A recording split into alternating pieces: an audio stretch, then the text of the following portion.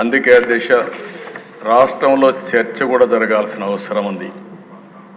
ఈరోజు నేను ఒకటే మీ అందరికీ విజ్ఞప్తి చేస్తున్నా.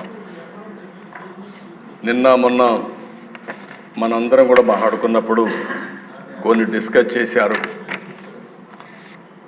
నేను నా రాజకీయ జీవితాల దిశ ఇంతవరకు ఎప్పుడు కూడా హత్యకు మళ్ళీ సమాధానం హత్య అనేది నా ఉద్దేశం కాదు. ఎప్పుడైతే కక్షకు మనం పోతామో అక్కడి నుంచి ఇది రావణాసుడి కష్టమారిగా తయారవుతుంది. నేను ఇక్కడ తప్పు చేసిన వ్యక్తుల్ని ఎట్టి పరిస్థితుల్లో వదిలిపెట్టాం. తప్పు చేసిన వాళ్ళని చట్టపరంగా శిక్షిస్తాం, దాంట్లో సందేహమే లేదు. కానీ చట్టాన్ని మన చేతుల్లోకి తీసుకుని మేము కూడా ప్రతీకారం తీర్చుకుంటామంటే మాత్రం